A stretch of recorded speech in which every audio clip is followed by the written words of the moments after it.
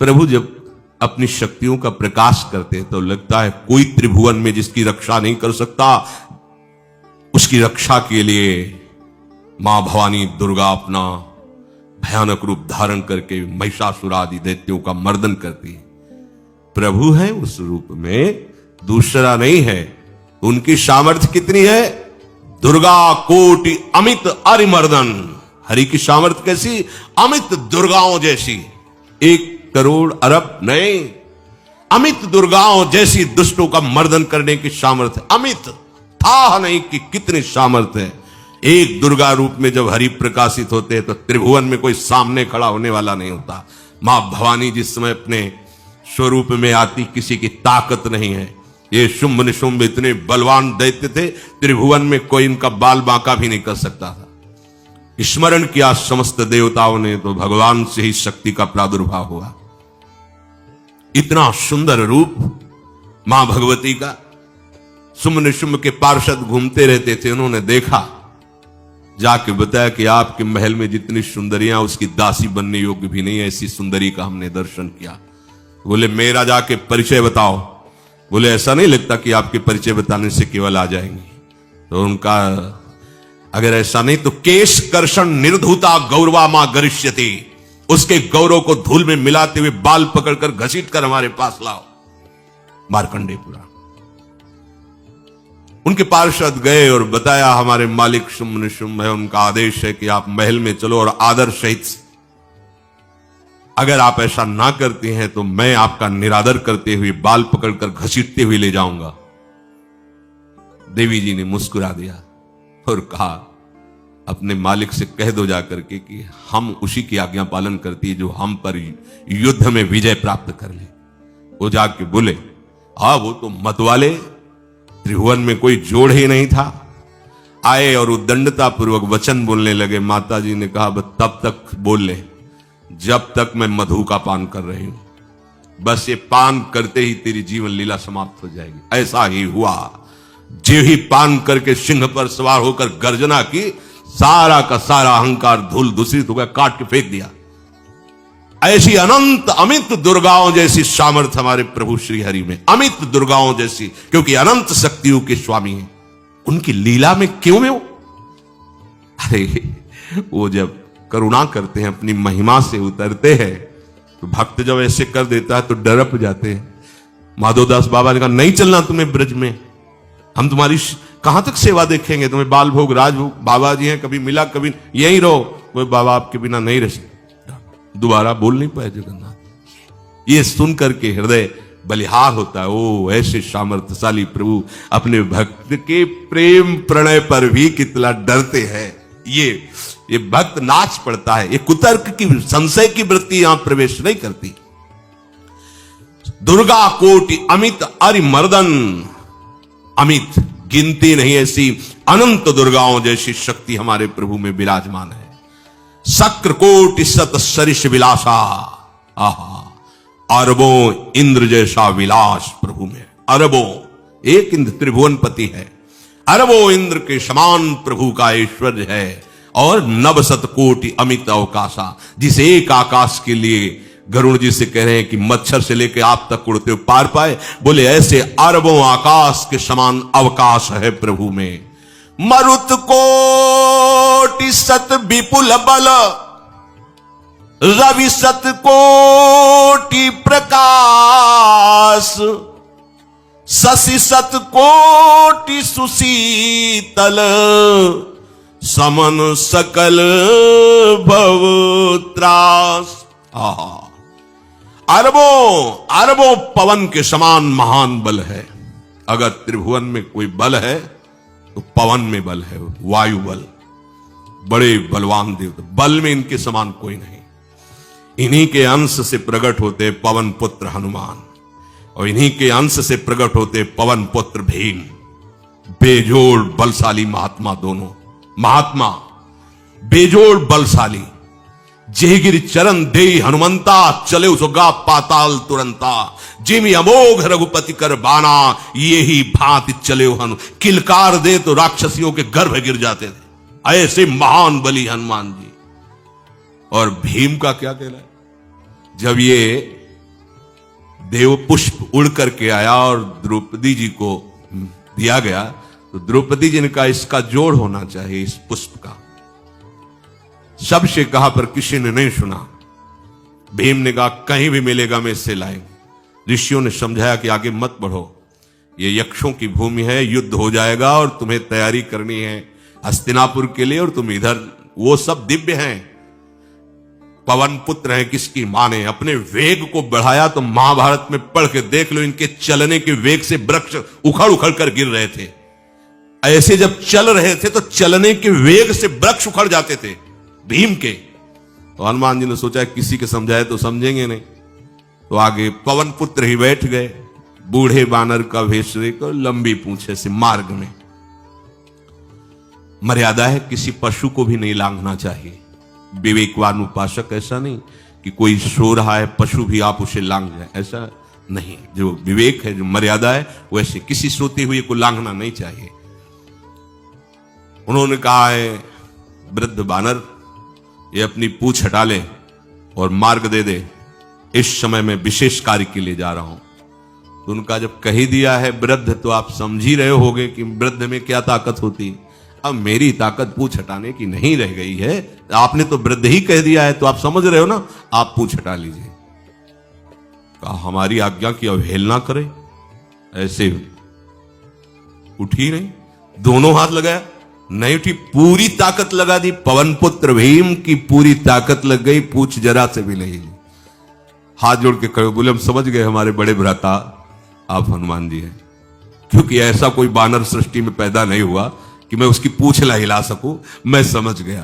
तो मुस्कुराए और बैठ के बोले हमारी आज्ञा मानो, इस मार्ग में मत जाओ, ये देव मार्ग है, ऐसे ऐसे सिद्ध है कि आपका अपराध बन जाएगा, आप शाप से युक्त हो जाएंगे, इसलिए मैं आपको मना। बोले प्रभु जब आप कृपा करके आए हो तो हमें वो रूप दिखा दो जो लंका में आपने रूप दिखाया। बोले मत उस बात की चर्चा करो, रहने दो। बोले प्रभु एक बार देखना चाहता हूं कि मेरा बड़ा भाई कितना बलवान है। हनुमान जी ने कहा फिर देख लो। कनक भूधराकार शरीरा, समर भयंकर अति बल, कांप गए। भीम जी हाथ जोड़ बोले भैया, स्वर्णिम कांति, वो भयानक उनका रुद्र रूप, कांप गए, भीम कांप गए। वायु में अगर बल में देखा जाए तो सबसे ज्यादा वायु बलवान है। भगवान कैसे है? मरुत कोटि सत विपुल बल, अरबों वायुओं जैसी महान ताकत हमारे प्रभु में है, संशय नहीं। वो अगर छोटी सी कार्य के लिए सहयोग लेते हैं, ए उठवा दो, ऐसा कर, भक्तों के साथ वो विनोद करते, लीला करते हैं, नहीं उनमें बल कितना है। ऐसे पवन पुत्र हनुमान जिनके चरणों को ऐसे गोद में लिए रहते हैं। एक उपनिषद में चरित्र आता है कि असुरों पर विजय प्राप्त करने के कारण देवताओं को गर्व हो गया और सभा में नृत्य गान चल रहा था। भगवान जब किसी पे गर्व करते हुए देखते हैं तो उनको अच्छा नहीं लगता। फिर सृष्टि के विधान के प्रधान अधिकारी जब देवतागण और देवराज इंद्र और उन्मत्तता, विजयश्री में उन्मत्तता आ जाती है, तो भगवान ने एक यक्ष का रूप धारण किया और सभा के प्रधान द्वार पर दिखाई दिए। देवराज इंद्र ने कहा कि पता लगाओ ये कौन है, बिना आज्ञा के, बिना सूचना के कैसे आ गया है, क्योंकि त्रिभुवन पति है ना। अग्नि देवता ने कहा मैं जाता हूं, पता लगा के आता हूं, क्योंकि किसी बलवान का परिचय पूछने के लिए निर्बल को नहीं भेजा जाता। अग्निदेव गए और कहा आप अपना परिचय दीजिए, कौन हो और यहां कैसे आए हो। तो उनका परिचय लेने के पहले हम आपका परिचय जानना चाहते हैं, आप कौन हो।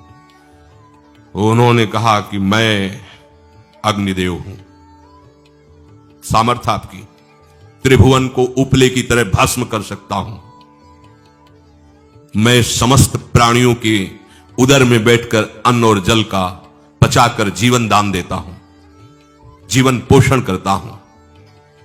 अच्छा, एक दिन का फेंका, हम तुम्हारी बात तभी प्रमाणित, ये उपनिषद की बात, हम तुम्हारी बात तभी प्रमाणित मानेंगे जब तुम इस तिनके को जला दोगे। कोई अग्नि देवता से तिनका जलाने की बात कहे, सहज में दृष्टि डाली, कुछ नहीं हुआ, पूरा पावर लगा दिया।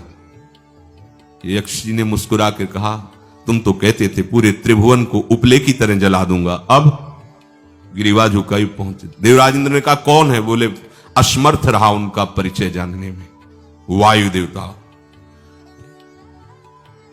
आप अपना परिचय बताइए। आप अपना परिचय जो आए हो तो हमें पहले बताओ, तब हम अपना परिचय दें। उनका मैं महान देव वायु हूं, बल आपका, संपूर्ण जीवों का जीवन हूं। अगर मैं रुक जाऊं तो एक भी क्षण सृष्टि टिक नहीं सकती, क्योंकि सब वायु से जीवित है। और मैं पूरे ब्रह्मांडों को तिनके से उड़ा सकता हूं। ये तिनका है, उड़ाओ। पूरी ताकत लगा दी वायु देवता ने, तिनका नहीं उड़ा। ग्रीवा झुकाई, वापस चले गए। अब देवराज इंद्र उठे, जे ही नजदीक पहुंचे यक्ष अंतर्धान हो गए और देखा साक्षात ब्रह्म विद्या दूर से मूर्तिमान ब्रह्म, और डांट लगाई कि तुम उनसे संभाषण करने योग्य भी नहीं हो, क्योंकि तुम सबसे बड़े सिंहासन पर बैठे हो और अहंकार करते हो। तुम्हारे देवता सब सामर्थ्यहीन है, एक तिनका भी अग्नि नहीं जला सका, एक तिनका भी वायु नहीं उड़ा सका। अरे जिनकी शक्ति से शक्तिमान वो भगवान स्वयं आए हुए थे, कांप गए देव। अहंकार मत करो, जाओ। भगवान के बल से तुम विजयी हुए, देवताओं के बल से नहीं। देवताओं में जो शक्ति है वो उन्हीं के अंश से आई हुई है। अरबों वायु के समान महान बलशाली हमारे श्री हरि, अरबों सूर्यों के समान उनका प्रकाश, अरबों सूर्यों के समान प्रकाश, अरबों चंद्रमाओं के समान सुशीतलता, समस्त भयों और दुखों का नाश करने वाले प्रभु श्री हरि। काल कोटि सत सरिसती, दुस्तर दुर्ग दुरंत, धूम के तु सत कोटि सम, दुराधरस भगवंत। अरबों कालों की सामर्थ्य, अरब नहीं अरबों कालों की सामर्थ्य भगवान एक काल अनंत ब्रह्मांडों में तांडव मचाए रखा है। अरबों काल अमित बलशाली, अत्यंत दुस्तर, दुर्गम, दुरंत। कौन? प्रभु श्री हरि। अरबों धूमकेतुओं के समान अत्यंत प्रबल सामर्थ्यशाली प्रभु, अगाध सत कोटि पताला, शमन कोटि सत सरिस कराला, तीरथ अमित कोटि सम पावन, नाम अखिल अघ पूग नशावन। कितने अथाह हैं प्रभु? बोले अरबों पाताल से भी बढ़कर, अरबों पाताल से भी बढ़कर गहरे हैं, कोई था नहीं पा सकता। कितने भयानक हैं? अरबों यमराजों से भी ज्यादा भयानक प्रभु श्री हरि हैं। अनंत कोटि तीर्थों को भी पावन करने वाले परम पवित्र जिनके श्री चरण है वो तीर्थपाद श्री हरि हैं। अनंत तीर्थों की उनका नाम ही संपूर्ण विश्व के पाप समूहों का नाश करने में समर्थ है। हिमगिरि कोटि अचल रघुवीरा, सिंधु कोटि सत समगंभीरा, कामधेनु सम कोटि। आहा, देखो आप किसके सामने तुम्हें हाथ पसारने की जरूरत है? समझो, अगर अपने प्रभु को जान जाओगे, समझ जाओगे, तो फिर कहीं इधर उधर झांकने की जरूरत नहीं, किसी के सहयोग की जरूरत नहीं।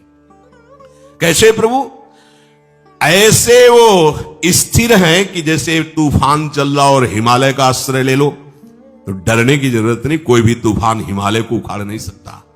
ऐसे ही कह रहे हैं, अरबों हिमालयों जैसी स्थिरता प्रभु श्री हरि में है। अरबों समुद्रों के समान गंभीर है। कामधेनु सत कोटि समाना, सकल काम दायक भगवाना, सारद कोटि अमित चतुराई, विधि सत कोटि सृष्टि निपुनाई, विष्णु कोटि सम पालन करता, रुद्र कोटि सत सम संघरता। अरबों कामधेनुओं के समान प्रभु श्री हरि हैं। एक कामधेनु मिल जाए तो निहाल हो जाए, है हमारे श्री हरि कैसे अरबों कामधेनुओं के समान है। इच्छित कामनाओं की पूर्ति कर दे उसे कामधेनु कहते हैं। प्रभु में कितनी चतुरता है, अनंत कोटि सरस्वतियों की एक सरस्वती ब्रह्मांडों का संचालन करती है, बुद्धि के अधिष्ठात्र देवी हैं। यहां क्या हमारे श्री हरि अनंत कोटि सरस्वतियों की चतुराई समाई हुई है। अरबों ब्रह्माओं के समान सृष्टि रचने में समर्थ। एक ब्रह्मा प्रकट कर दिया, एक वैभव प्रकट हो गया। अरबों ब्रह्माओं जैसी सामर्थ सृष्टि रचना की प्रभु में है। आहा।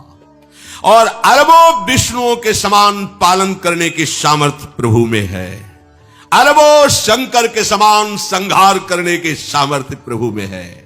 धनद कोटि सत सम धन वाना, माया कोटि प्रपंच निधाना, भार धरन सत कोटि अहिसा, निरवधि निरूपम प्रभु जगदीसा।